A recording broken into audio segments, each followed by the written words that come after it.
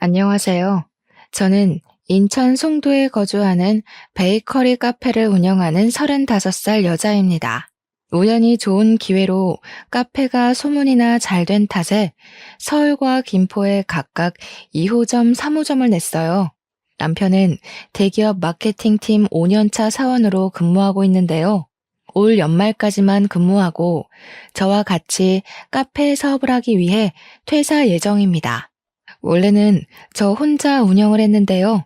규모가 커지고 육아를 병행하며 하려다 보니 혼자는 버거워서 시아버님과 남편이 도와주기로 했거든요. 오래간만에 비가 와서 그런지 손님도 별로 없고 한산하네요. 카페에 앉아 음악을 들으며 비 오는 거리를 바라보고 있는데 참 많은 생각이 납니다. 지금은 왕래하지 않지만 한때는 가족이었던 저희 시누이와 시어머니 이야기를 좀 해볼까 해요. 제가 들려드릴 이야기는 막장 드라마에서 나올 법한 그런 이야기인데요. 지금은 건강하게 잘 자라 어린이집을 다니고 있지만 신우와 시어머니로 인한 스트레스로 당시 뱃속에 있던 우리 지아가 잘못될 뻔했던 사건이 있었거든요. 그 이후로 시댁과 연을 끊고 지낸 거고요. 하마터면 소중한 아이를 잃을 뻔했던 사연 들어보시겠어요? 그럼 지금부터 사연 시작하겠습니다. 저는 동갑내기 남편과 3살 된 딸아이와 함께 살고 있어요. 시아버지는 2년 전에 시어머니와 이혼하시고 저희와 함께 살고 계시죠. 부전자전이라는 말이 있죠. 시아버지나 남편이나 본래 선하고 착한 성격입니다. 왜 있잖아요. 남한테 싫은 소리 못하고 부탁도 쉽게 거절 못하는 타입의 사람들이요. 근데 화나면 뒤도 안 돌아볼 정도로 정말 무서운 사람들. 바로 저희 시아버지와 남편이에요. 그렇게 세상 착하던 시아버지, 남편이 학을 떼며 인연을 끄는 사람들이 있어요. 저는 연애할 때도 그렇고 남편의 성격 탓에 시댁과 갈등이 아예 없진 않겠구나 하며 어느 정도 각오를 했던 상태였거든요. 생각을 하고 사는지 의문인 시누이와 그 시누를 그저 오냐오냐 하는 시어머니. 제가 들려드리고자 하는 이야기의 주인공도 바로 그 아나무인의 극치인 시누이와 시어머니 이야기입니다. 시누이와 남편은 10살 차이가 납니다. 시누이가 늦둥이라 시부모님이 불면 꺼질까 날아갈까 하며 금지옥엽으로 키우셨어요. 그래서 남편은 어려서부터 시누이에게 많은 것을 양보하며 살았다고 합니다. 원래 남편은 의사가 꿈이어서 의대를 진학하고 싶어 했는데요. 어린 동생을 양육해야 하는 상황에 학비가 많이 들어가는 의대를 포기할 수밖에 없었죠. 시아버지가 동네 슈퍼마켓을 운영하셨는데 여유 있는 편은 아니었거든요. 남편은 정말 고민을 많이 했다고 했어요. 그래서 나이 든 부모님이 더 고생하는 것보다는 자신이 장학금을 받으며 대학을 다니는 게 조금이라도 부담을 덜어드리고 동생을 위해 다른 길을 선택하는 게 맞는다고 생각했대요. 결국 남편은 전혀 자신의 꿈과는 거리가 먼 컴퓨터 공학과로 진학했고요. 그렇게 착한 성정을 가진 남편과는 반대로 저는 할 말은 하고 절대 지고 못 사는 성격이에요. 좋게 말하면 털털하고 리더십이 강한 성격이지만 어른들이 보기엔 그저 드센 여자일 뿐이었죠. 그러다 남편을 만나고 결혼을 하고 아이가 생기면서 성격이 많이 누그러지긴 했어요. 간혹 제가 화를 참지 못하고 욱하려고 하면 남편이 옆에서 저를 잘 타일러 진정을 시켜줍니다. 남편과는 대학 시절 만나 연애 결혼한 케이스인데요. 성격상 연애할 때부터 남편은 답답한 구석이 많았어요. 결혼하면 달라지겠거니 했지만 사람 천성이 어디 못 간다 했던가. 아이가 생기니 좀 더 가정적이고 세심해지긴 했지만 그뿐이더라고요. 여전했어요.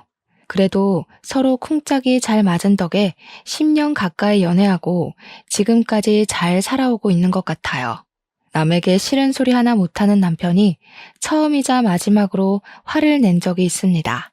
제가 시누이랑 시어머니 때문에 스트레스를 받아서 아이를 유산할 뻔했던 적이 있다고 했죠.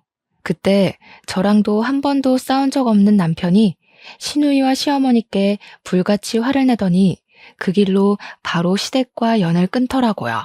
그때 처음으로 남편의 화난 모습을 보았는데 저런 면모도 있구나 하고 놀라기도 했지만 한편으로는 그동안 많이 참아왔구나 하고 안타까운 마음이 들었답니다.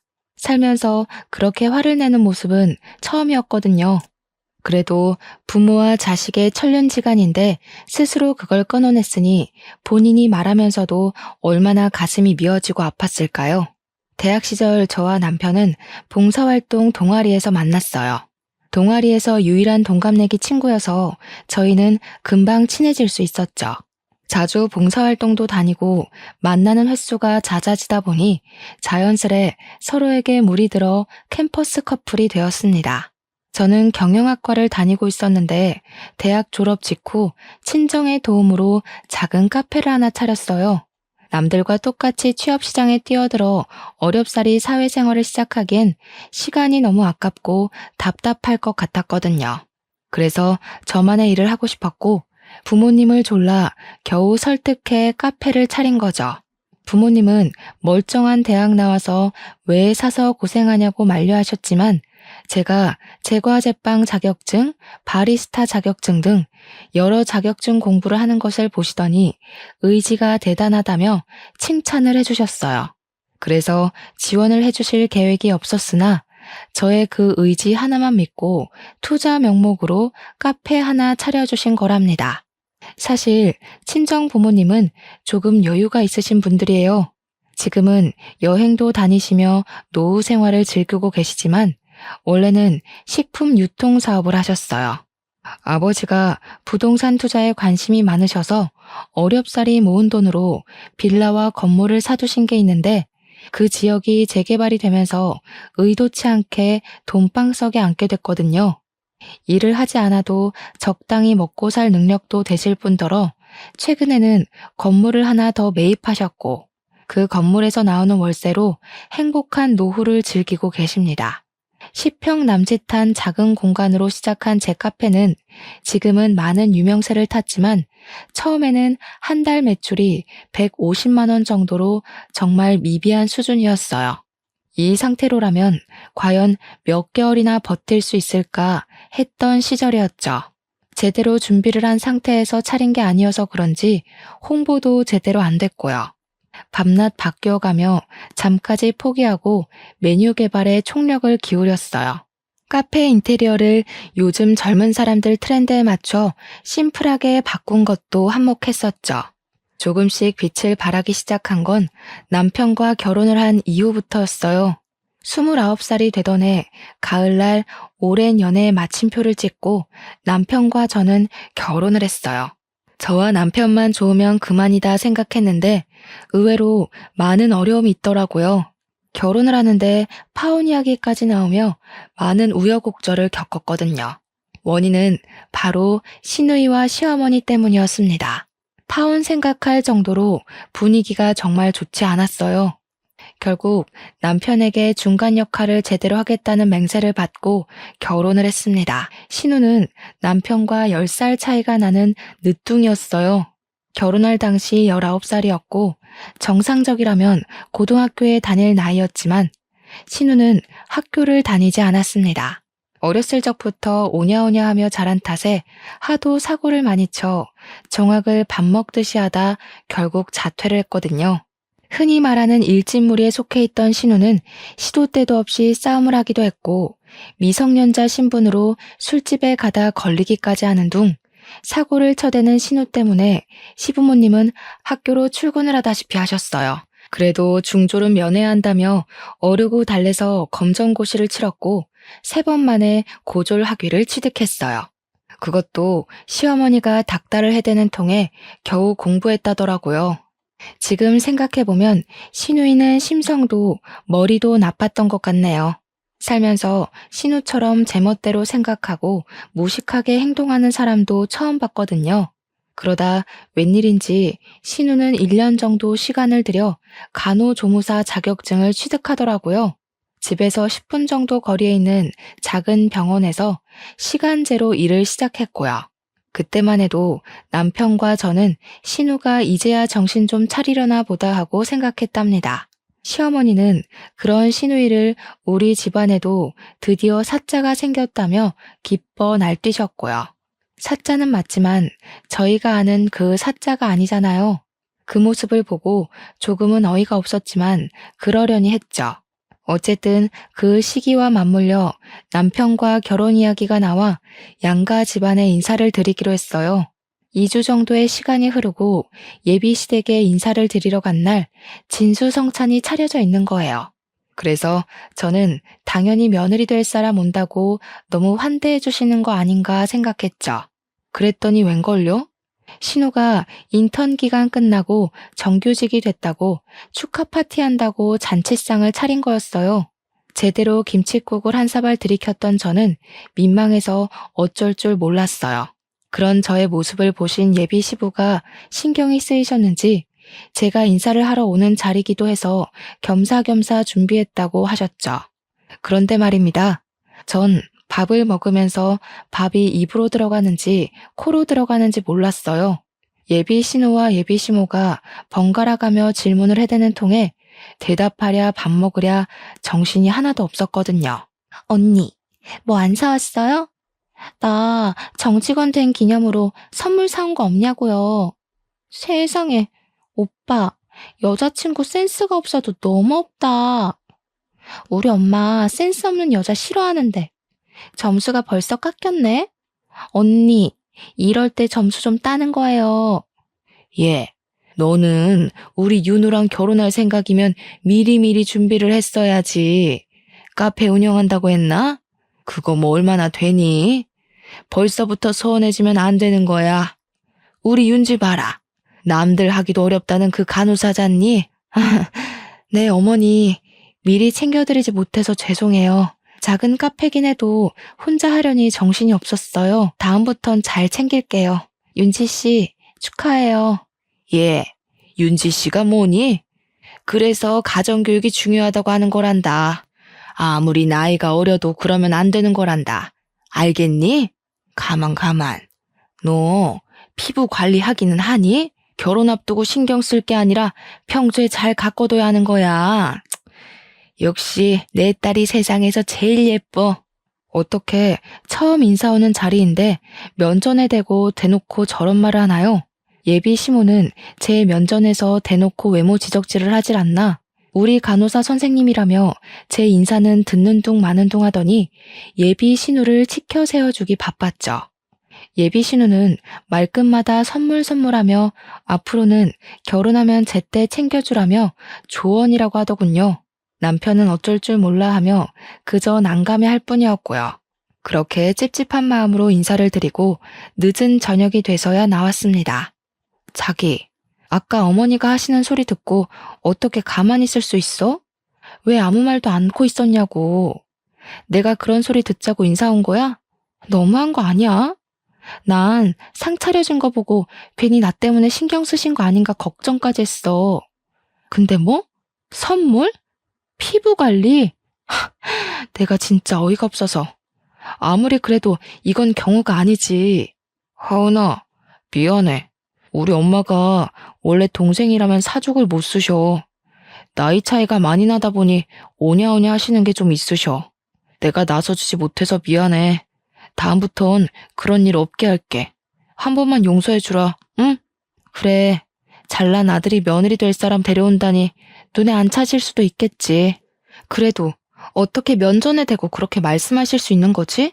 사람을 얕봐도 유분수지. 앞으로 어머니가 나한테 한 번만 더 이러면 나 가만히 안 있을 거야. 알겠어? 알겠어, 미안해.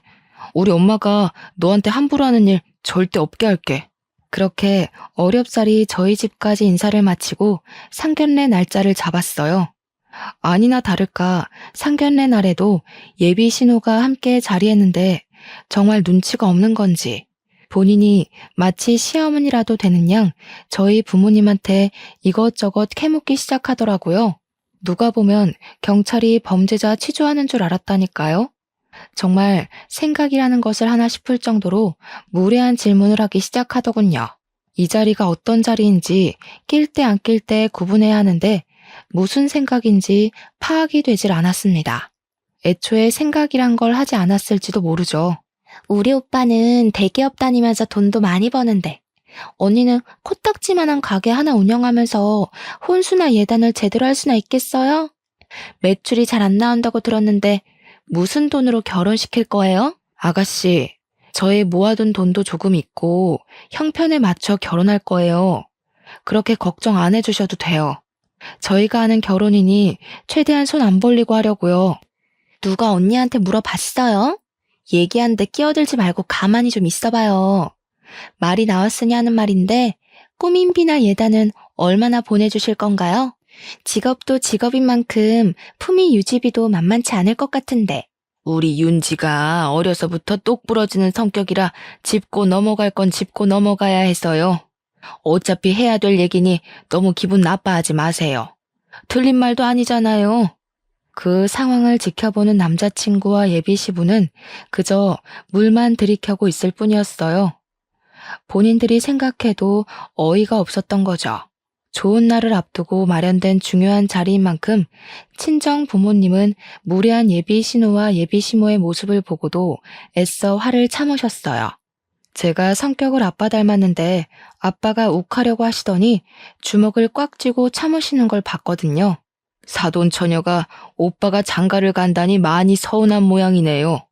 사부인 원하시는 것이 있으면 하은이 통해서 보내주세요.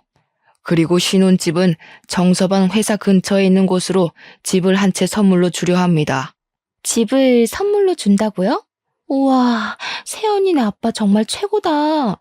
어떻게 한두 푼도 아니고 집을 선물로 주시지? 엄마, 나도 저렇게 해줄 거지? 새로운 인생을 시작하는 만큼 집 하나쯤은 선물로 주고 싶네요. 정서방도 그렇고 하은이도 그렇고 빚으로 시작할 수는 없지 않습니까? 그리고 필요하신 예단이 있으면 하은이 통해서 보내주시죠. 잘 챙겨드리겠습니다. 사도는 이야기가 잘 통하는 것 같아서 다행이네요. 그럴수록 혼수나 예단은 넉넉히 해오셔야 되는 거 아시죠? 어디 하나 빠지지 않은 우리 아들 데려가려면 그 정도는 각오하셔야 하는 겁니다. 아시겠어요? 솔직히 저는 인내심이 한계에 이르러 그 자리를 박차고 나오고 싶었어요. 저와 제 부모님이 그런 소리를 들을 이유는 없잖아요. 제가 작은 카페를 한다고 돈이 되냐며 무시를 하지 않나? 첫 만남 때도 그래요. 제 외모 지적질에 신우 선물 안 사왔냐며 훈수를 두는 것 하며 뭐 하나 마음에 드는 게 없었어요.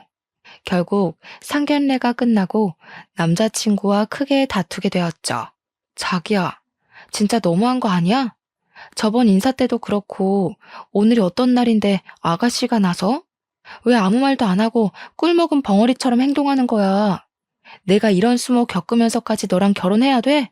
하은아, 좋은 게 좋은 거라고 그러려니 하고 넘어가면 안 될까?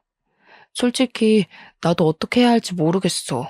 어디서부터 손을 써야 하는지 감이 안 잡혀. 나도 너무 답답하단 말이야. 다른 사람도 아니고 나 네 와이프 될 사람이야. 그리고 아가씨가 낄 자리야? 얌전히 앉아서 밥만 먹어도 모자란데 거기서 자기가 왜 나서는데? 내가 우리 부모님 봐서 참은 거야. 알아? 내가 할 말이 없다. 정말 미안해, 하은아. 이번 한 번만 이해해줘. 내가 이렇게 미안하다고 하잖아. 우리 결혼하면 내가 정말 잘할게. 상견례가 끝나고 난 뒤에도 예비 시모 신우는 예단에는 이런 게 포함되어야 한다며 틈만 나면 전화해 잔소리를 해댔습니다. 언니가 잘 모르는 것 같아 이야기해 주는 거예요. 우리 집에 놓을 안마기, 세탁기, 건조기, 그리고 우리 엄마랑 내 명품백 하나씩. 우리 아빠는 골프 좀 쳐야 하니까 골프채도 있어야겠고 내가 정리해서 톡으로 보낼 테니까 한번 봐요. 시댁이 뭔 갑부도 아니면서 굳이 바꾸지 않아도 될 시댁 살림살이까지 저한테 요구하더라고요. 총 8천만 원이 넘는 혼수 리스트였죠. 며칠 뒤 예비 시모에게 연락이 왔습니다. 예, 그동안 김장을 늘 나 혼자 했었잖니? 이제는 네가 했으니 다행이구나. 이번 주 주말에 김장할 거니까 와서 도우렴. 이왕 이렇게 된 거 배우기도 하고 그러면 좋잖니? 그런 줄 알고 끊으마. 주말에도 카페 영업을 했었어야 했지만 결혼 전이고 잘 보여야겠다는 생각에 임시 휴무 간판을 내걸고 토요일 아침 일찍 예비시댁에 갔죠. 시장에 가서 김장거리를 잔뜩 사와서는 하루 종일 절이고 버무리고 무려 300포기를 하는 바람에 늦은 밤이 되어서야 김장을 겨우 마무리했고 밥도 못 먹고 일한 탓에 신경이 매우 예민해져 있었어요. 남자친구 말대로 좋은 게 좋은 거라고 제 성질까지 죽여가며 어차피 결혼하면 제가 해야 할 거다 생각하고 그저 묵묵히 열심히 했어요. 예비 신우는 같이 했냐고요? 아니요. 김장이 끝날 때까지 손 하나 까딱하지 않고 있다가 저녁 무렵 늦음하기 밖에 나가 친구들을 만나 술을 잔뜩 마시고 취해서 들어오던걸요. 김장은 앞으로 매년 이렇게 300포기씩 할 거야. 많이 배웠겠지? 늦었으니 이제 가봐도 좋다. 나도 좀 쉬어야겠어. 고생했다는 말 한마디도 없이 피곤해서 쉬어야겠다는 예비 시모의 모습을 보고 정말 기가 찼습니다. 하루 종일 입으로 떠들어대는 탓에 피곤할 만도 하겠죠. 저한테 이래라 저래라 여기로 옮겨라 양념 더 넣어라 제가 무슨 노예인 줄 알았네요. 어이가 없었고 힘든 게 가라앉아 정신이 조금씩 들 무렵 하루 종일 꺼놓았던 휴대폰을 다시 켰죠. 오늘 김장하는 날인 거 알았어 몰랐어? 왜 안 왔니? 어? 무슨 김장? 김장한다는 소리 못 들었는데 우리 김치 맨날 주문해서 먹었는데 이번에는 웬일로 김장을 하셨지? 그럼 지금 이 시간에 끝난 거야? 안 피곤해? 데리러 갈까? 진짜 너무하네. 결혼 전인데도 이렇게 부려먹고 인색하게 굴고 너희 집은 나를 도대체 어떻게 생각하는 거니? 내가 너희 집 종살이 하려고 결혼하냐? 오늘 고생 많았어. 내가 알았으면 같이 가서 도와줬을 건데. 다 필요 없어. 이건 정말 아닌 것 같아. 우리 이 결혼 진지하게 다시 생각해보자. 결혼 전인데도 이러는데 결혼해서는 아주 더하겠네. 당분간 서로 생각할 시간을 좀 갖자. 저는 남자친구에게 도저히 이건 아닌 것 같다며 따져 물었어요. 결혼 전인데도 이렇게 들들 볶아대는데 결혼하고 나면 더하면 더했지 저는 파혼까지 염두에 두고 있었기에 과연 이 결혼을 하는 게 맞는지 진지하게 고민했어요. 정말 한 달 정도 되는 시간 동안 잠도 제대로 못 자며 친정 부모님께 내색도 못하고 끙끙댔죠. 그래도 어른들이 살아온 세월은 무시 못하나 봅니다. 이상한 분위기를 느낀 친정 부모님은 결혼이 집안끼리 만나는 일륜지 대사지만 결국 본인들이 좋아야 하는 거라며 남편과 이야기를 잘해보라고 다독여 주셨어요. 제 결정이 어떠하든 따라주시겠다며 말이죠. 한 달 정도의 시간이 흐르고 오랜만에 남자친구와 어렵사리 화해했습니다. 우리 결혼하고 나서도 계속 이런 식의 아나무인이면 바로 이혼이야. 중간 역할을 제대로 해야지. 내가 종살이 하려고 자기랑 결혼하는 게 아니잖아. 반대로 우리 집에서 자기한테 그렇게 막대하면 기분 좋아? 정말 미안해. 내가 뭐라고 할 말이 없다. 결혼하면 나도 한 가장이니까 중간 역할 잘할게. 동생이나 우리 엄마가 너 괴롭히는 일 없을 거야. 내가 아주 단속해놓을게. 그렇게 우여곡절을 겪고 결혼에 골인했어요. 남편이 저와 파혼할 뻔한 것이 충격이었는지 오피스텔과 시댁을 오가며 신우와 시어머니께 한참을 이야기하더라고요. 그랬더니 둘이서 저를 괴롭히는 일도 신우가 나대는 일도 현저히 줄었어요. 저는 약간의 안심을 했고 그렇게 1년 정도 신혼을 즐기다 아이가 생겼습니다. 아이가 생긴 뒤 행복한 미래를 생각하니 매일이 설레더군요. 그러나 평화롭게 지내던 것도 잠시 시어머니가 카페로 찾아오셨어요.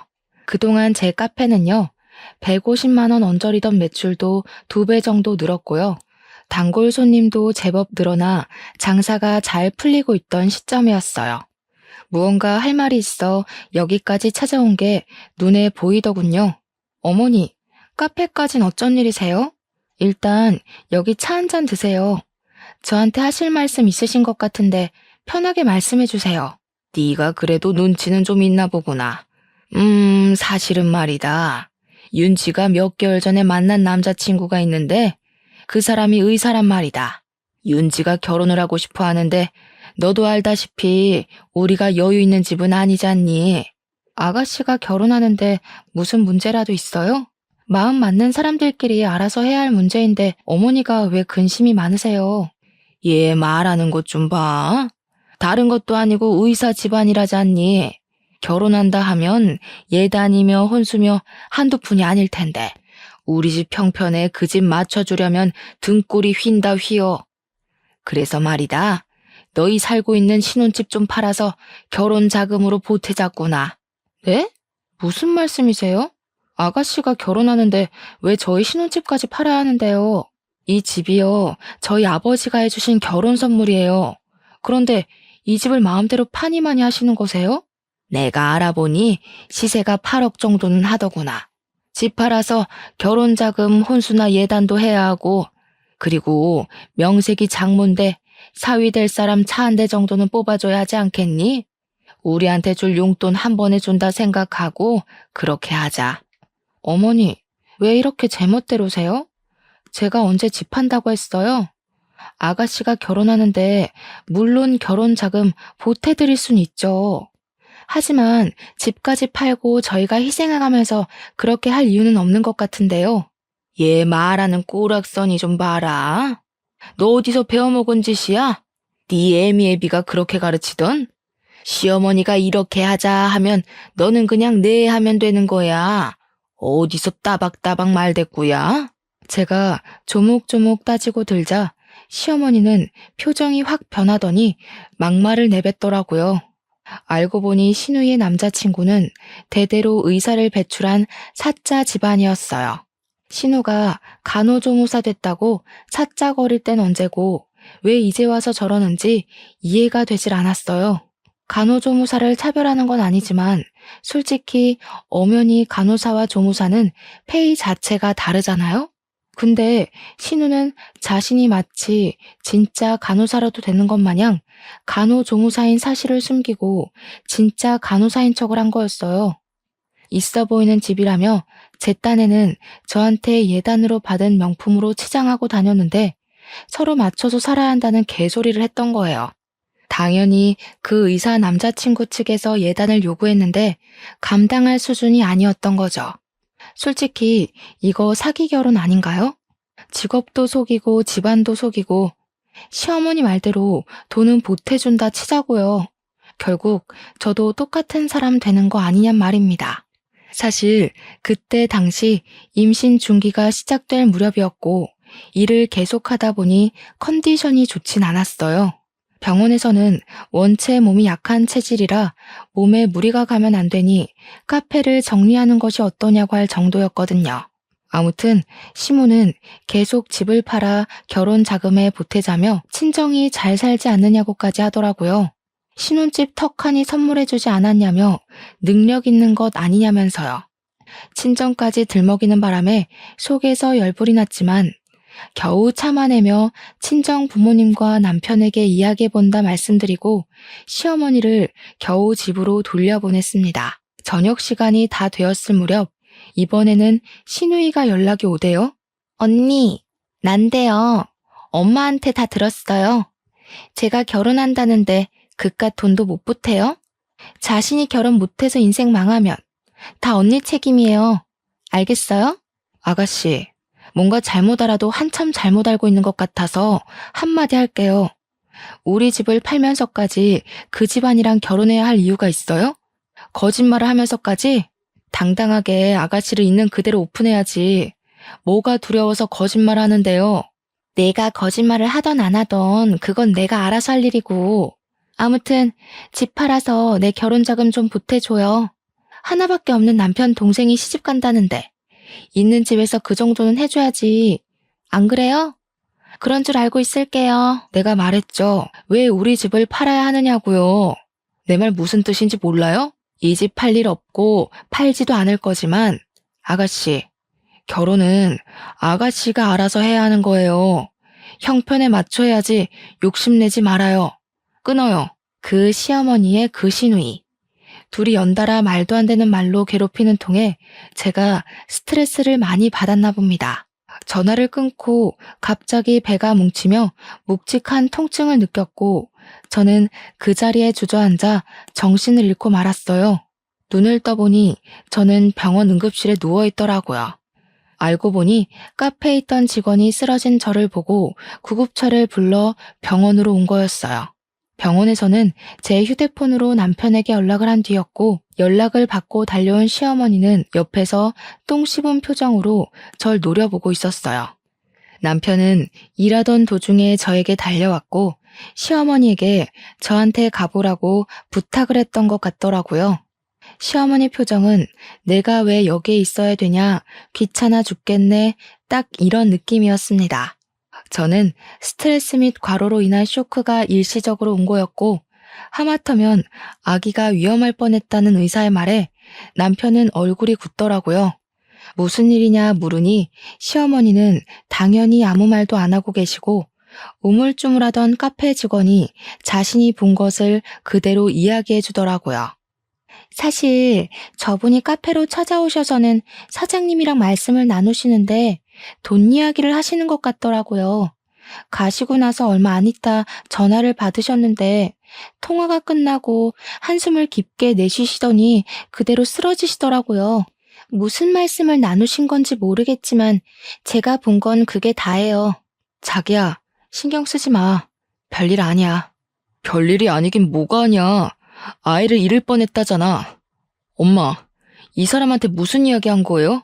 전화는 또 뭐고? 사실대로 말해요. 예, 너 지금 엄마한테 그게 무슨 말버릇이야? 나 때문에 쓰러지기라도 했다는 거냐? 그래, 내가 윤지 결혼 이야기를 좀 했다. 너희 집 팔아서 결혼 자금 좀 보태라고. 그게 그렇게 못할 말이냐? 그리고 쓰러진 게 왜 내 탓이야? 자기 몸 하나 간수 못하는 주제에 그걸 왜 내 탓으로 돌려? 남편은 제발 조용히 좀 하라며 소리치는 시어머니를 병원 밖으로 내쫓았어요. 병원 밖으로 끌려나가다시피 하면서도 저에게 삿대질을 하며 몸 관리나 잘하라고 소리치더군요. 큰 사달이 날 것 같아 카페 직원에게 더 이상 말하지 말아달라는 제스처를 취했으나 그 직원이 결국 남편에게 있는 그대로 사실을 말해버렸어요. 남편은 잔뜩 화가 난 표정으로 얼굴이 새빨개지더니 얼굴이 굳더라고요.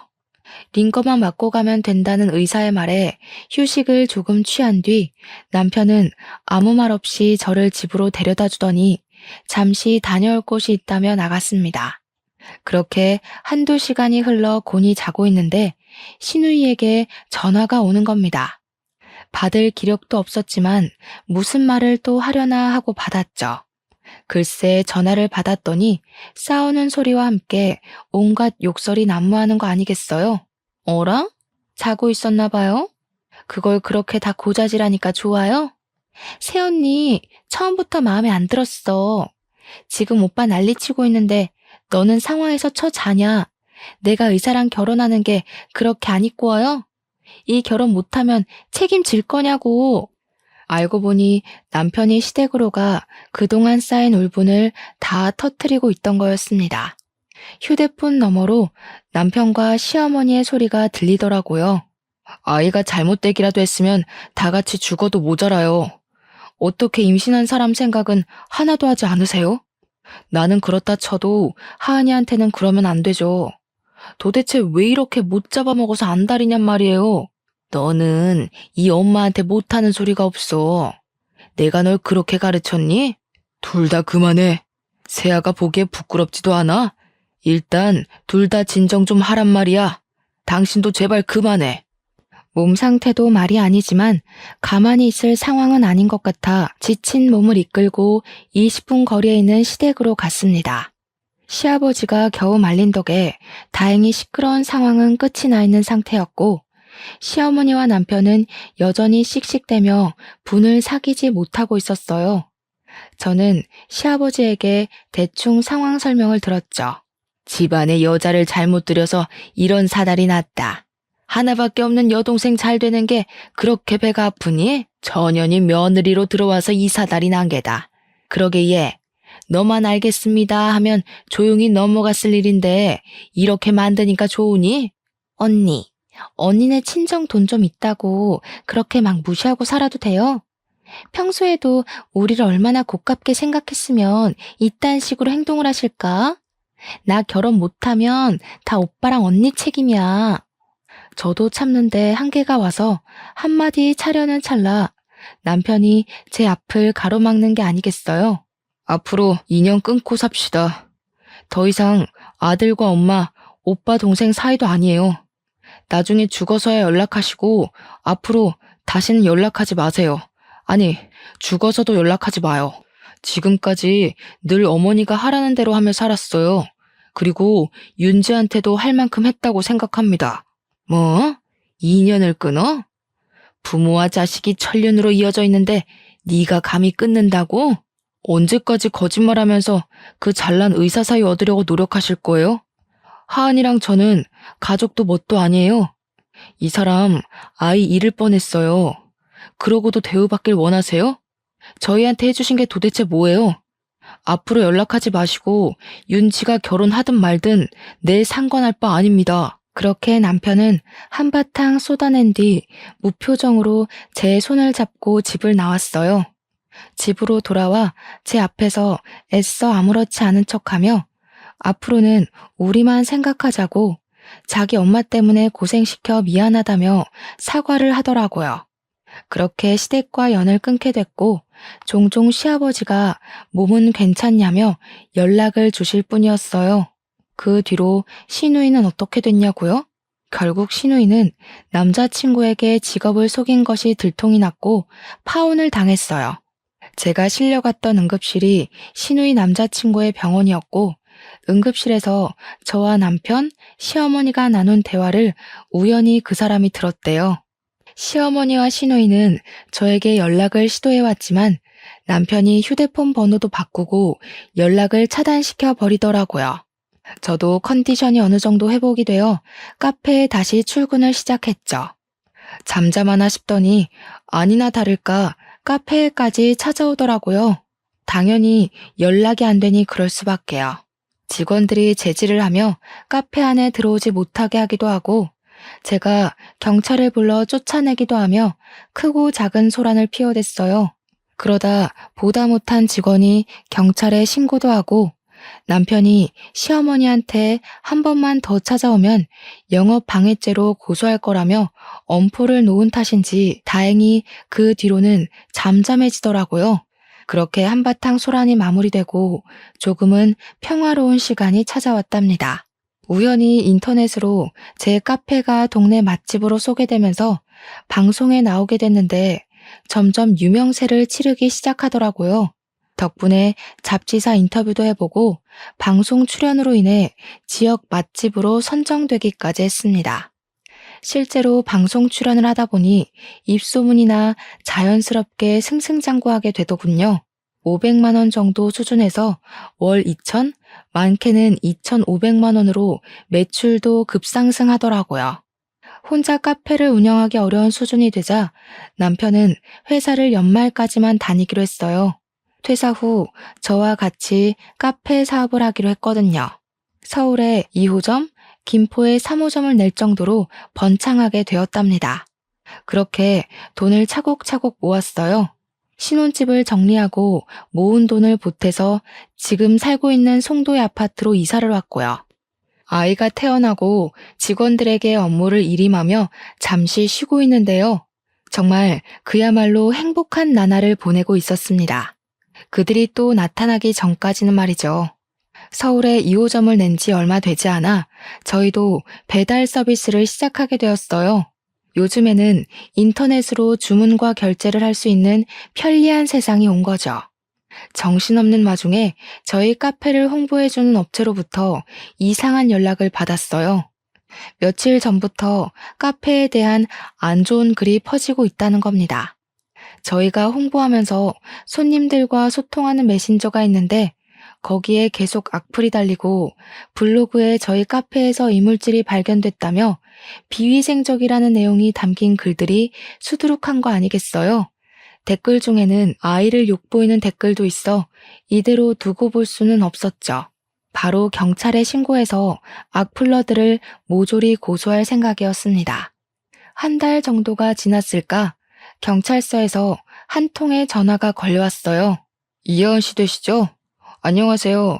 여기는 서울경찰서 행정팀인데요. 혹시 김경자님, 정윤진님과 관계가 어떻게 되실까요? 명예훼손 및 인터넷 허위사실 유포 혐의로 입건되셔서 인적 사항을 조사해야 하는데 도통 말을 하지 않아서요. 네? 저희 시어머님과 시누인데요. 도대체 무슨 일이죠? 이하은 씨가 운영하는 블로그에 허위사실 유포하고 악플 달고 이 사람들이 그 사람들이더군요. 어떻게 할까요? 귀가 조치해드릴까요? 아니요. 저희가 우선 경찰서로 가겠습니다. 확인해야 할 사항도 있고요. 직접 뵙고 말씀드릴게요. 1시간 정도쯤 걸릴 것 같네요. 남편과 같이 갈게요. 아이를 친정에 잠시 맡기고 남편과 함께 경찰서로 왔는데 시어머니와 신우가 고개를 푹 숙인 채로 앉아있는 게 아니겠어요? 시아버지도 연락을 받고 급히 경찰서로 오신 거라 했습니다. 알고 보니 시어머니와 시누이가 인연을 끊고 살게 된 뒤로 복수를 하고 싶었답니다. 그래서 댓글 알바들을 통해 루머를 퍼뜨리고 악플을 달기까지 아이를 욕하는 댓글도 있었는데 이 모든 게 시어머니와 시누이가 한 짓이라니 기가 막히더군요.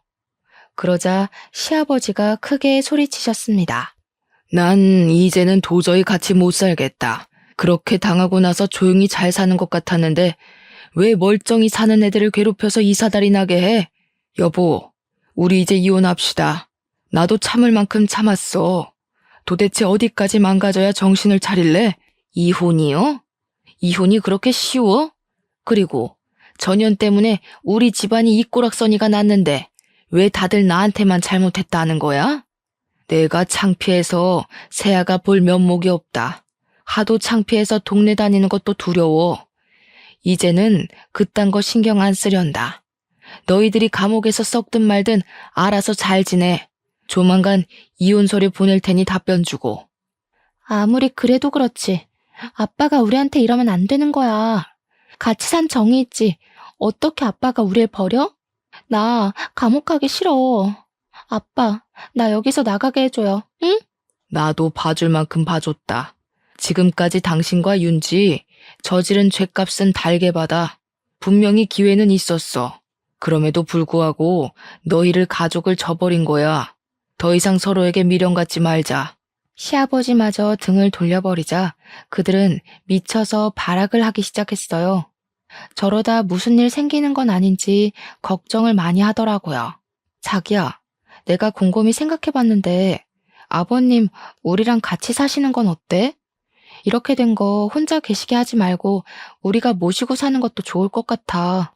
카페 일도 바빠지면 아버님한테 도와달라고 하고 또 지아도 그렇고. 정말? 정말 그래도 돼? 우리 아버지랑 사는 거 안 불편하겠어? 그렇게 말해줘서 정말 고마워, 하은아. 내가 앞으로 더 잘할게. 우리 가족이 계속 못난 모습만 보여줘서 미안해.